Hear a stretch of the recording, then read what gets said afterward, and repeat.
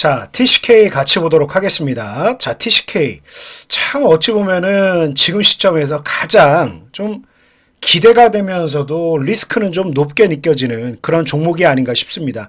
뭐 TCK 말 그대로 이제 반도체 부품 쪽, 재료 쪽이라고 표현해야 되겠죠. 그러니까 이 반도체 웨이퍼를 고정해주는 이 실리콘 카본 이 링을 만드는 그런 회사라 보면 되는데, 대부분의 IT 반도체 관련 1차, 2차 벤더들의 12개월 포워딩 퍼가 이제 굉장히 낮고 PBR도 저 PBR이 굉장히 많은데, TCK는 지금 보시면 알겠습니다만 굉장히 고퍼 고 PBR을 받아요. 지금 현재 단기순이익 기준으로 볼 때 퍼가 28배에다가 12개월 포워딩 퍼 기준으로 볼 때 22배 수준이니까 굉장히 높죠. 그렇죠? 거기다가 PBR 3.96배면 사실 재무적인 숫자만 딱 놓고 보면 매력이 굉장히 덜하죠. 예. IT 섹터에 특히 이제 싼 종목들 워낙 맞으니까. 뭐 자동차는 뭐 PBR 뭐 0.3 이런 게 널리고 널렸죠. 그죠? 예. 그래서 아무래도 자동차하고는 비교할 수 없을 정도의 이런 성장률과 뭐 이런 부분들이 좀 있다 보니까 조금 이 고퍼 고 PBR이 인정을 받는 건데, 근데 문제는 지금 뭐 이제 반도체 관련해서 뭐 삼성전자, SK하이닉스 매일같이 날아오르는데 기대되는 부분이 분명히 있겠죠. 있고, 지금 말 그대로 이 회사, 그러니까 IT 섹터 내에서도 굉장히 고퍼 고 PBR을 받는 종목들이 있단 말이에요. 이제 그런 회사들 같은 경우는 분명히 자기들이 가지고 있는 기술 경쟁력이 있겠죠. 그러니까 이 회사 같은 경우는 이제 실리콘 카바이드 포커스링이라 해서 둥근 링을 만드는 거예요. 그걸로 고정을 해주는 건데, 기술력이 뛰어나서 이제 이 회사가 만드는 제품이 그 반도체 같은 건 얼마나 수율이라든가 민감도가 중요하겠습니까? 근데 이물질 같은 게 굉장히 적다라는 게 이 회사의 독보적인 기술력이에요. 그래서 중국 쪽도 그렇고 이제 파운드리 회사들 보면 다 이 회사의 제품을 많이 찾는다더라.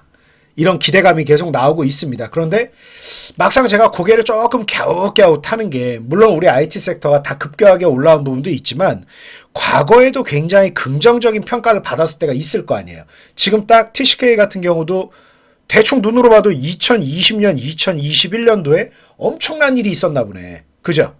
주가가 뭐 한 4만원, 5만원짜리가 25만원 육박할 때까지 치고 올라갔으니까 얼마나 좋은 일이 있었다는 거야. 그죠? 딱 벌써 이제 주식 한 2, 3년 하신 분들은 느낌이 딱 오죠? 매출이 언제가 최고치였을 것 같아요. 딱 보면 알죠? 예. 이제 주식을 처음 하시는 분들은 24만 7,800원 최고점. 이때 매출이 가장 많았겠다라고 생각할 수 있지만 그 다음에 많죠. 왜냐하면 주식시장은 모멘텀을 사는 거기 때문에 실제 매출이 2022년도가 가장 많아요. 예. 그래서 지금 2022년도보다 그럼 결국은 매출 영업이익이 지금 더 나왔냐. 주가는 어쨌든 간에 2022년도에 최고점은 15만원 아니야. 그죠? 근데 지금 대충 눈대중은 여기 띡 긋고 봐도 최근에 형성된 주가 거의 20만원이란 말이야. 그럼 5만원 정도 더 비싸죠? 그러면 숫자적으로는 과연 그때보다 더 좀 괜찮냐. 그러니까 다른 회사들하고는 비교하지 않아요. 다른 회사하고는 비교하지 않고 어차피 이 회사가 하는 웨이퍼 고정 역할은 경쟁사들이 소수란 말이에요. 그죠? 예. 그래서 기술적인 우위도 점하고 있으니까 남들과 비교할 필요 없이 본인과의 싸움인데, 결론 2022년도에 주가가 15만 원이 상단일 때 이 회사의 영업이익률이 39.75, 그러니까 엄청난 숫자죠. 그러니까 고마진이라는 거야. 근데 매출 숫자가 나온 게 3,200억이 조금 안 돼요. 그죠? 2023년도가 확 부러졌죠. 2,260억. 작년이 2,700억. 올해 개선된 건 맞지만 많이 올랐죠. 많이 오른 게 맞지만 3,100억. 근데 재밌는 게 뭐냐?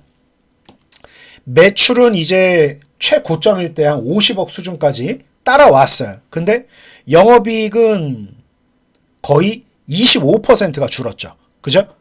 30% 가까이가 차이가 난단 말이에요. 그러니까 지금 그때만큼의 장사가 안 된다는 거죠. 기대감은 다들 가지고 있다라는 거지만, 그리고 영업이익의 질적인 측면이 굉장히 떨어지고 있다. 오히려 지난해 2,700억일 때의 영업이익률보다도 그 2023년, 2024년도보다도 이유 불문하고, 그때 29%대인데 지금 28%대잖아요.